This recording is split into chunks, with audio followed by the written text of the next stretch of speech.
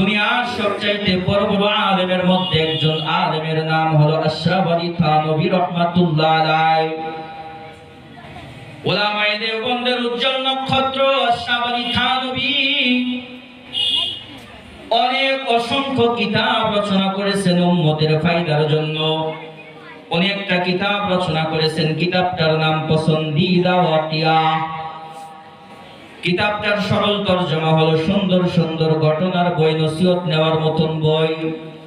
এই কিতাবের ভিতরে সুন্দর একটা ঘটনা উনি বর্ণনা করেছেন। মাইকের আওয়াজ যতদূর পর্যন্ত যাচ্ছে কমপক্ষে এইটুকুন ভালো করে একটু শুনুন। হয়তো ইতিপূর্বে অনেকবার শুনেছি, আবার শুনতেছি, বহুবার শুনবো, শুনতেই থাকেন, নসিহত নিতেই থাকেন। নরমাল কোন মানুষের কথাও নয়, ঠাকুরমার ঝুলির কোনো গল্প নয়, কিচ্ছা কাহিনী বানানো সিনেমার কোনো কাহিনীও নয়। নবীদের ওয়ারিস ইন্নামাল উলামা ওয়ারাসাতুল আম্বিয়া, নবীদের একজন যোগ্য ওয়ারিসে নবী আশরাফ আলী থানভী রাহমাতুল্লাহ আলাইহি রাখেন। মক্কাতুল মুকাররমার ভিতরে একজন সর্বশ্রেষ্ঠ আলেম ছিল কোন এক যুগে। একটু মনোযোগ দিলে কথাটা বুঝবেন ইনশাআল্লাহ। যে আলেমের ব্যাপারে ওয়াকিয়াতের ভিতরে, ডায়েরির ভিতরে পাওয়া যায়, ওনার জিন্দেগির ভিতরে পাওয়া যায়, আলেমের ফরজ তো দূরের কথা, তাহাজ্জুদ কাজা নাই। ভালো না খারাপ? তাইলে কথা কন। ফরজ তো দূরের কথা, তাহাজ্জুদ কাজা নাই। ভালো না খারাপ? ভালো। তাহাজ্জুদের কাজা নাই, ইশরাকের কাজা নাই, চাঁদের আওয়াবিনেরও কাজা নাই। রাতের গভীরে উঠা উঠা মালিকের নামে জিকির করত। ওই জামানার শ্রেষ্ঠ বুজুর্গ নামে পরিচিত হয়ে গেল, প্রসিদ্ধ আলেম হয়ে উনি পরিচিত হয়ে গেলেন। তাম এলাকার মানুষ জানে রে একজন আল্লাহর ওলি আছে অমুক। কোন একটা সময় অসুস্থ হয়ে গেলেন উনি। শরীরের অসুস্থতা বাড়তে বাড়তে এক পর্যায়ে মৃত্যু পর্যন্ত পৌঁছায় গেলেন। এত বড় যুগের শ্রেষ্ঠ আলেমের মৃত্যু হয়ে গেল, তাম এলাকার ভিতরে শোকের ছায়া পড়ে গেল। আলেম মারা গেছে রে, এত বড় আলেম তো আর হয় না। কোথায় মাটি দিবে এলাকাবাসী সিদ্ধান্ত নিল, পূর্ণ নবীজির সুন্নাতের অনুসারী একজন আলেম, যেখানে সেখানে তার ঘুমাইতে দেওয়া যায় না। যে কোনো কোন স্থানে এত পবিত্র একটা আত্মা, এত পবিত্র একটা দেহকে রাখা যায় না। এজন্য যুগের সবচাইতে বড় বড় মানুষরা তারা সিদ্ধান্ত নিল তারা জান্নাতুল বাকির ভিতরে দাফন করা হবে। সুবহানাল্লাহ। কয়না? জান্নাতের একটা অংশের টুকরা হলো জান্নাতুল বাকি। তামাম পৃথিবীর মানুষ যে গুরুস্থানে ঘুমানোর আশা করে, জান্নাতুল বাকির ভিতরে মাইয়াতকে দাফন করে দেওয়া হলো। এই জান্নাতুল বাকির ভিতরে যখন দাফন হয়ে গেল, অল্প কিছুদিন পরে বা 1-1.5 বছর, 2 বছর, 3 বছর পরে এই আলেমের পরিবার থেকে আরেকজন মানুষ মারা গেল। বর্তমানেও সৌদি আরবের একটা নিয়ম চালু আছে, একই গুরুস্থানে বারবার বারবার বারবার একই গুরুস্থানে একই কবরে মানুষকে দাফন করে। অনেক জায়গা তো নাই, যখন বোঝা যায় 5 বছর 6 বছর পরে তো এই লাশের আর কোনো চিহ্ন থাকবে না, ওই কবর আবার খনন করা হয়। হাড্ডি মাংস কিছু পাওয়া গেলে অন্যত্র দাফন করে আবার এই কবরে নতুন করে মাইয়াতে শোয়া দেয়। ঠিক বন্ধুরা, আমার আলেমের পরিবারের মহিলা যখন মারা গেল, এলাকাবাসী সিদ্ধান্ত নিল দুনিয়ার কোনো কোথাও এই মহিলারও দাফন করার দরকার নাই। আজ থেকে বহু বছর পূর্বে রে ওই যে আলেমকে আমরা যেখানে গুরুস্থানে মাটি দিয়েছিলাম, সম্ভবত এতদিন তার লাশের আর কোনো চিহ্ন নাই, গলে পচে হাড়-হাড্ডি সব কিছু নষ্ট হয়ে গেছে, চলো ওখানে দাফন করে দিই। সবাই যায় যখন কবর খোঁড়ার জন্য সিদ্ধান্ত নিল। এক পর্যায়ে কবর যখন খুঁড়তে খুঁড়তে খুঁড়তে খুঁড়তে মাইয়াত পর্যন্ত চলে গেল, দেখা যায় কবরের শেষ নিচের দিকে যায় সুন্দর ফুটফুটে কাপড়ে বাঁধা একটা নতুন লাশ দেখা যায়। আশ্চর্যের বড় বিষয় মাইয়াত নয়, লাশ দেখে নয়, তার চাইতে বড় আশ্চর্যের বিষয় মুসলিমরা যে কায়দায় মাইয়াতকে কবরের ভিতরে রাখে, মাইয়াত ওই কায়দার ভিতরে নাই। মুসলিমরা তো পুরুষের জন্য 3 কাপড়, মহিলার জন্য 5 কাপড় দিয়ে কবরের ভিতরে রাখে। কিন্তু এই কবরের ভিতরে একটা লাশ দেখা যায়, দেখতে মনে হয় খ্রিস্টান মানুষের লাশ। এক পর্যায়ে লাশের উপর থেকে যখন চেহারার উপর থেকে কাপড়টা সরায় দিল, দেখলো আজ থেকে 5 বছর পূর্বে যেই কবরের ভিতরে এলাকার শ্রেষ্ঠ বুজুর্গ আলেমকে রাখা হয়েছিল, ওই কবরের ভিতরে আলেমের দেহটা আর নাই। এই কবরের ভিতরে একটা সুন্দর সুশ্রী মেয়ের লাশ দেখা যায়। এক কান দুই কান হতে হতে পুরো এলাকা হয়ে গেল। মুহূর্তের মধ্যে তাম দেশের ভিতরে সংবাদ পৌঁছায় গেল। আশরাফ আলী থানভী রাহমাতুল্লাহ আলাইহি কিতাবের ভিতরে লিখছেন, মৌসুম চলছিল, হজের মৌসুম। এই কথাটা যখন কান বাই কান যখন পার হতে হতে এক পর্যায়ে পুরা হজের মৌসুমে সমস্ত হাজীদের কাছে চলে গেল। হাজার হাজার মানুষ গোরস্থানের ভিতরে উপস্থিত হয়ে গেলেন। সকল মানুষের জমায়েত দেখে ফ্রান্স এলাকার একজন হাজী সাহেব ওখানে আগায় আসলেন। উনি সকলের ভিড়কে অপেক্ষা করে সকলের ভিড়কে ভেদ করে কবর পর্যন্ত গেলেন। কবরে যায় ফ্রান্সের কালো মানুষ কবরের লাশের দিকে তাকায় একটুক্ষণ দীর্ঘক্ষণ পর্যন্ত তাকায় থেকে উনি নিজে নিজে কিছু কিছু ভাবলেন। এরপরে আস্তে করে দুইটা হাত জায়গায় বললেন, হাজী সাহেব, উপস্থিত জনগণ, আপনারা শান্ত হন, এই মাইয়াতের পুরো তথ্য আমি জানি। লোকজন তো মনে করলো হয়তো কেউ ওনার সঙ্গে হজ করতে আসছিলেন, অসুস্থতায় মারা গেছে, দাফন করছে কখন, হয়তো কতটা এই সময়ের মতো ওই সময় তো গার্ড ছিল না। কিন্তু ভিতরে আবার প্রশ্ন, যদি নতুন কবরই হয় তাহলে তো বোঝা যায়, নতুন কবর পুরাতন কবর বোঝা যায় না। উপরে দেখলে বোঝা যায় পুরাতন, লাশ দেখলে দেখা যায় নতুন। সমস্ত মানুষ মাইয়াতের দিকে মুতাওয়াজ্জহ ছেড়ে হাজী সাহেবের দিকে মুতাওয়াজ্জহ হয়ে গেলেন। বললেন, ভাই, লাশ সম্পর্কে আপনি কি জানেন, আমাদেরকে বিস্তারিত বলুন। উনি বললেন, আপনারা শান্ত হন, আমি আস্তে করে আপনাদেরকে পুরো তথ্যটা জানিয়ে দিচ্ছি। ফ্রান্সের হাজী এবার আলোচনা শুরু করে দিলেন, শুনেন, আমি একটা সময় জিন্দেগির এমন একটা সময় পার করেছি যখন আমি অত্যন্ত গরিব মানুষ ছিলাম। এমন আমার দিন কাটছে যে আমি এক সময় মানুষের বাড়িতে শ্রম দিয়ে খাইতাম। সময়ের বদৌলতে আল্লাহর খাস রহমতে আল্লাহ সয় সম্পদ বৃদ্ধি করে আজকে হজ পর্যন্ত কবুল করছে। সুবহানাল্লাহ। ভাইরা, আমি জিন্দেগির এমন একটা সময় ছিলাম, আমার দেশের একটা খ্রিস্টান বড় বাড়িতে আমি যায় গোলাম হয়ে গেছিলাম। খ্রিস্টান বাড়িতে আমি কাজের জন্য, দিন মজুরি কাজ করার জন্য গেছিলাম। এক পর্যায়ে আমাকে যখন তারা তাদের বাড়ির খাদেম হিসাবে আমারে যখন গ্রহণ করলো, তাদের কাছে আমি কয়েকটা শর্ত দিয়েছিলাম। তার 1 নম্বর শর্ত ছিল আমারে থাকার জন্য একটা আলাদা রুম দিবেন, আমারে নামাজ পড়ার জন্য ছুটি দিতে হবে, কেননা আমি মুসলমান। আমি যেই ঘরে যাব এই ঘরে কোনো সময় ডিস্টার্ব করা যাবে না, এটা আমার জন্যই খাস।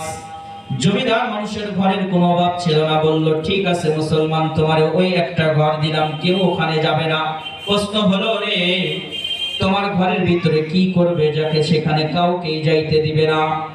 মুসলিম এই হাজী সাহেব উত্তর দিছিলেন, কিছু না যাবো না, আমার ঘরের ভিতরে আমি আমার মালিকের সঙ্গে বৈশা বৈশা একটু কথা বলবো, যেই কথার মধ্যে দুনিয়ার কোনো আওয়াজ থাকবে না, আপনাদের কোনো পেরেশানি থাকবে না। আরেকটা শর্ত দিয়ে দিলাম, যাবো না, সারাদিন আমার সঙ্গে কাজ করায় নেবেন, যেভাবে ইচ্ছা সেভাবে আমারে ব্যবহার করবেন, কিন্তু যাবো না, রাতের বেলায় আমারে কোনো কাজ নিতে পারবেন না। কি জন্য রে? যাবো না, সারাদিন আপনার হুকুম মানবো, আমার জন্য যখন রাত হয়ে যাবে তখন আমি আমার আসল মালিকের হুকুম মানার জন্য তার কুদরতি পায়ে সেজদা দিয়ে সময় কাটাবো। হাজী সাহেবের পরে কি হলো? 1 দিন 2 দিন 3 দিন, সপ্তাহ পেরিয়ে মাস, সারাদিন আমি কাজ করি। দিনের শেষ বেলায় যায় যখন পুকুর ঘাটে আমি ওযু করে আমি ঘরের ভিতরে চলে যাই, আমার ঘরের ভিতরে একটা পবিত্র কোরআন ছিল, কোরআনটা নিয়ে আমি গুনগুন করে তেলাওয়াত করতাম। আবার নামাজের সময় নামাজ পড়তাম, রাতে জিকির করতাম। 1 দিন 2 দিন 3 দিন হতে হতে এক পর্যায়ে মালিকের সুন্দরী এক মেয়ে এক সময় হঠাৎ করে আমার ঘরের ভিতরে প্রবেশ করলো। আমাকে ভদ্রতার সঙ্গে সম্বোধন করে বললেন, ভাইয়া, আপনার সঙ্গে আমি পার্সোনাল কিছু বিষয়ে আলাপ করতে চাই। জীবন বলেন। এই সুন্দরী খ্রিস্টান মহিলা আমার কাছে আলাপের এক পর্যায়ে বললেন, আমি আপনার ধর্ম সম্পর্কে জানতে চাই। হাজী সাহেব বলেন, আমি তখন আমার ধর্ম বৃত্তান্ত তারে বলা শুরু করলাম। আমার চরিত্র তো কি, আমি যে মানুষরে ফলো করি, নবী মুহাম্মদুর রাসূলুল্লাহ সাল্লাল্লাহু আলাইহি ওয়াসাল্লামের পুরো সিরাত আলোচনা করে একটু একটু করে শোনাইলাম। হাজী সাহেব তারপরে কি হলো, এক পর্যায়ে বাড়তে নবীজির সিরাত শুনতে শুনতে আমার খ্রিস্টান বোনের দিলের মধ্যে মুহাব্বত ঢুকে গেল। একদিন রাতের গভীর অন্ধকারে আমার এসে বলে, ভাই, যে নবীর গান এতদিন শুনছি আমি ওই নবীর কালিমা পড়ে মুসলমান হতে চাই। হাজী সাহেবের পরের ঘটনা বলেন। হাজী বলেন, আমি তার ডাক দিয়ে বললাম, বোন, কম পক্ষে আমার জীবনটা বাঁচানোর জন্য হলো এই কথা কাউর কাছে প্রকাশ করো না। যেহেতু ঈমান নিতে চাও, ঈমান যে দিব না বেঈমান অবস্থায় রাখবো এমনটাও করা যায় না। শেষ পর্যন্ত মহিলা আমার কাছে গোপনে কালিমা পড়ে মুসলমান হয়ে গেলেন। আমি তারে কালিমা পড়াইয়া দিলাম, মুসলমান হলো। নামাজের কিছু হুকুম আহকাম শিখাইয়া দিলাম। সে যে মুসলমান একমাত্র জানি আল্লাহর, দুনিয়ার মধ্যে জানি আমি। কিন্তু এক সময় দেখা গেল ঘটনা অন্যদিকে। সময় পরিবর্তনে অল্প কিছুদিন পরে এই মুসলিম মেয়ে যে জন্মগত খ্রিস্টান, অসুস্থতার কারণে এক পর্যায়ে অসুস্থতা এত বেড়ে গেল, অসুস্থ হতে হতে শেষ পর্যন্ত, শেষ নিঃশ্বাস পর্যন্ত ত্যাগ করে ফেললো। পুরা খ্রিস্টান বাড়িতে ভিতরে শোকের ছায়া পড়ে গেল। হায়রে, এত সুন্দর যুবতী মহিলা হঠাৎ করে মারা গেল। তার চাইতে বড় আফসোস তাদের এক ধরনের, আমার আরেক ধরনের। পরিবার তো সবাই শোকাহত, একজন মেয়ে মারা গেছে। আমি শোকাহত চোখের সামনে দেখছিলাম। খ্রিস্টানি কায়দায় আমার এই মুসলিম বোনরে গোসল করায়া দিল, খ্রিস্টানি কায়দায় তারে কাফন করায়া দিল, খ্রিস্টানি কায়দায় তার কবরের ভিতরে নামায়া যখন চইলা ছিল, দূর থেকে ভাবছিলাম আর বারবার মালিকরে ডেকে ডেকে বলছিলাম, এরে মাওলা, মহিলার দিলের ঈমান যদি তোমার আরশ পর্যন্ত পৌঁছা যায়, তার দিলের কালিমাটা যদি তোমার আরশ পর্যন্ত পৌঁছায়া থাকে, আমার হাতে কালিমা পড়ে মুসলমান হয়েছে, এটা যদি তুমি কবুল করে নাও, মাওলা রে, দেখো না চোখের সামনে তারা খ্রিস্টানি কায়দায় দাফন করে দিচ্ছে। আমার তো দিলটা ভেঙে যায়, বলার মতন পরিবেশ নাই। মাওলা, সে যে ইমানদার তুমি জানো আর আমি জানি, ছাড়া আর কেউ জানে না। মাওলারে, তারে যদি তুমি কবুল কইরাই থাকো, কমাস কম তার লাশটাই জমিনে রাইখো না, তোমার নবীর মুহাব্বতে পবিত্র কোন স্থানে তারে পৌঁছায়া নিও। উপস্থিত সমস্ত মানুষ থমে মেরে গেল। জি হাজী সাহেব, বুঝলাম আমাদের দেশের মাইয়াত নয়, ইমানের বদৌলতে, ইমান দিলের ভিতরে থাকার বদৌলতে আরশে আজিমের মালিক ফ্রান্স থেকে জমিন ভেদ করে মদিনার জমিনে তার মাহবুব বান্দিরে নিয়ে আসছে। কিন্তু হাজী সাহেব, বড় প্রশ্ন জাগে গো, যারে যুগের শ্রেষ্ঠ আলেম ভাবতাম, মনে আছে নাকি? যারে যুগের শ্রেষ্ঠ আলেম ভাবতাম, এখানে তো তার কোনো হাড় হাড্ডিও পাওয়া যায় না। খ্রিস্টান মেয়ে নয়, ইমানের বদৌলতে আমাদের দেশে আসছে, কিন্তু আমাদের আলেম গেল কোথায়? বুঝেন, খ্রিস্টান নয়, ইমানের বদৌলতে আল্লাহ আমাদের দেশে পৌঁছায় দিল, আমাদের আলেম গেল কোথায়? শেষ পর্যন্ত ওই যুগে তার ক্যামেরা নাই, ছবি দেখাইবে। আলেমের পুরা হুলিয়া তারে দেখায় দিল যে আলেমের চুল এইরকম ছিল, আলেমের ভুরু এইরকম ছিল, দাঁত এইরকম ছিল, চেহারা এইরকম ছিল, এইরকম দেখতে, এইরকম সুন্দর। তুমি যখন দেশে যাবে হাজী সাহেব, কমাস কম কবরের ভিতরে যায় একটু দেখো ওখানে আমাদের লাশটা পাওয়া যায় কিনা। হাজী সাহেব হজ করে দেশের ভিতরে চলে আসলেন। আবার ওই মুনিব, খ্রিস্টান মুনিব জীবিত, খ্রিস্টান মুনিবের কাছে যায় বড় ফাকরি পরে দাঁড়াইছে, বলে, মুনিব, আল্লাহ তো আমারে হজ করার তৌফিক দিয়েছে, আমি এখন হাজী সাহেব, তো কি হয়েছে বলো? বলে একটা আশ্চর্যের বড় ঘটনা আছে, শুনেন। বলেন, আমি যখন হজ করতে গেলাম ওখানে যায়া আপনাদের ওই মৃত মহিলারে দেখছি। কি বলছে? আমি যখন হজ করতে গেলাম ওখানে যাই আমি আপনাদের ওই মৃত মহিলারে দেখছি। খ্রিস্টান বলে, সৌদি আরবের খেজুর আর পানি খায়া বুঝি পাগল হইছো? চোখের সামনে আজ থেকে 4 বছর পূর্বে তোমার সামনে গুরুস্থানের ভিতরে তারে আমরা মাটি চাপা দিয়েছি। 4 বছর 5 বছর পরে তুমি সৌদি যে আমাদের মেয়ের খোঁজো, পাগল বুঝি হইছো? চিকিৎসা দাও। আদি সাহেব আবার কন্ট্রাক্ট উঁচু করে বললেন, জাহাপনা, কমাস কম যদি অনুমতি দেন কবরটা খনন করে দেখতে পারেন। আমি গ্যারান্টি সহকারে বলতে পারি কবরের ভিতরে অন্য কিছু থাক আর না থাক, কমপক্ষে আপনাদের ওই মেয়ের লাশ কবরের ভিতরে না। তো দেখাই আসছে ওখানে। এক পর্যায়ে খ্রিস্টানের মনের মধ্যে সন্দেহ জেগে গেল।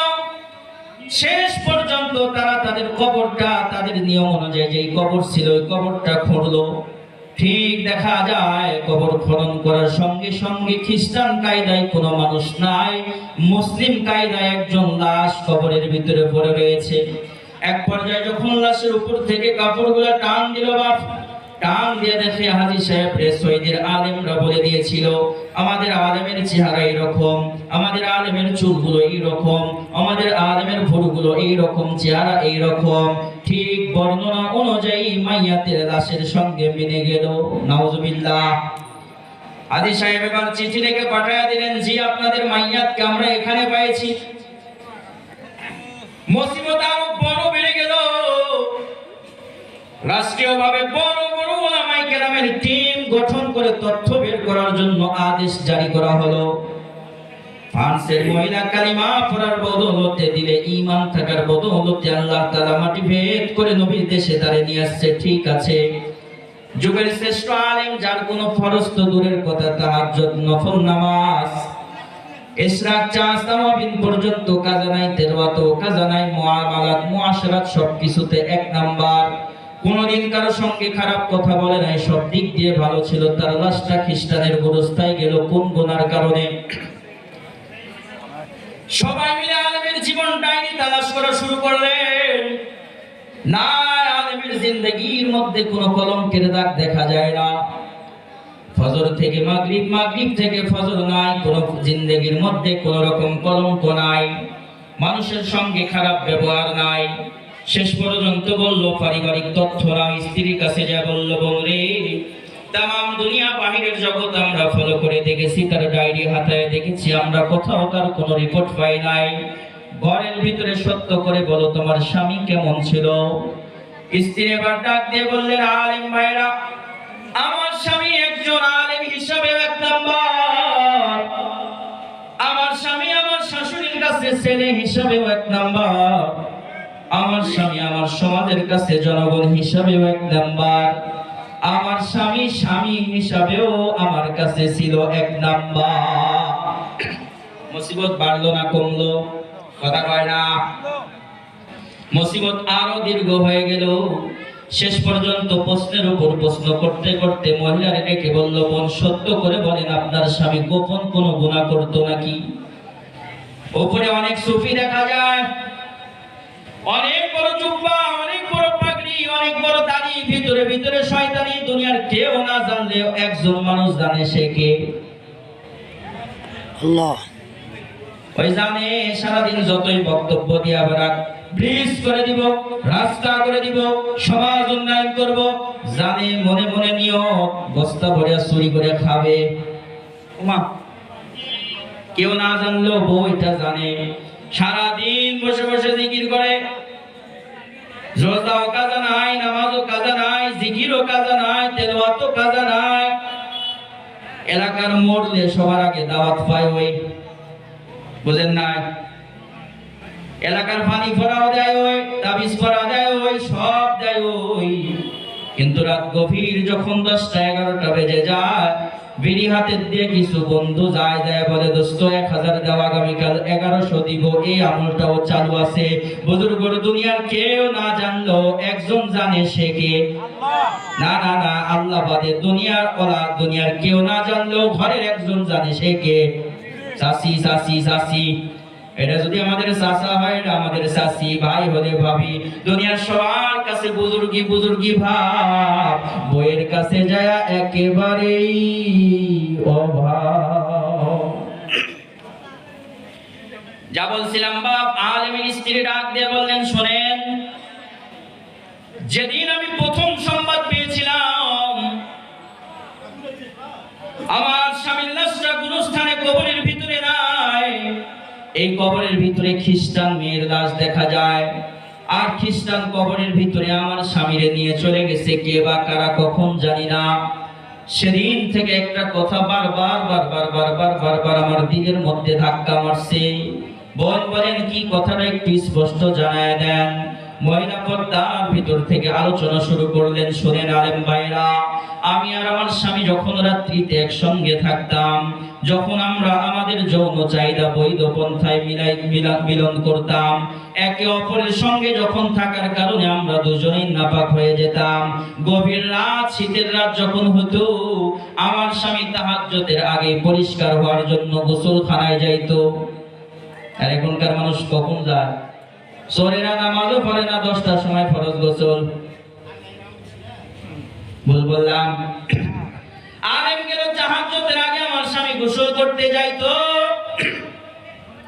আমার স্বামী একা গোসল করতো না, আমিও তাহাজ্জুদ পড়ি, আমিও ফজর পড়ি। আলেম ভাইরা, যখন আমার স্বামী যায় শীতের দিন বারবার বারবার যখন ওযু গোসল করার জন্য পানিগুলা লাগতো, পানি নাড়ার সময় আমার স্বামী বারবার জবানে একটা কথা বলতো যেটা আমার দিলে বড় ধাক্কা মারে। আমার স্বামী বারবার বারবার পানি লয় আর আমার ডেকে ডেকে বলে, স্ত্রী রে, ইসলামের শুরু থেকে শেষ পর্যন্ত সব আমার ভালো লাগে। সেজদায় বড় মজা লাগে, তাহাজ্জুদে মজা লাগে, তাসবিহতে মজা লাগে, কোরআনে মজা লাগে, রমজানে রোজা রাখতেও বড় মজা লাগে, যাকাত দিতেও বড় মজা লাগে, পর্দা করতেও মজা লাগে। কিন্তু স্ত্রী রে, গোসল যে ফরজ হয় আমাদের সহবাসের পরে, আমরা যে নাপাক হয়ে যায়, সহবাস করার পরে যে গোসলটা জরুরি আমাদের জন্য ওয়াজিব, ইসলামের এই হুকুমটা আমার তেমনটা ভালো লাগে না। এই কারণে এখানে এই সেক্টরে ইসলাম ধর্মের চাইতে খ্রিস্টান ধর্মটা এই জায়গায় ভালো। নাউজুবিল্লাহ।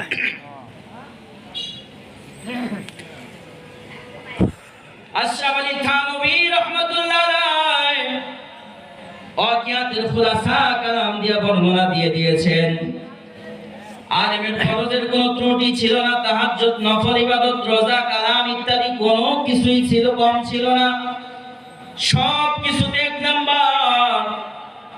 তুদখুলু ফিস সিলমি কাফার জায়গায় একটু ত্রুটি হওয়ার কারণে ইসলামের সব মানছে পছন্দ করছে, একটা জায়গায় মানছে কিন্তু পছন্দ করে নাই।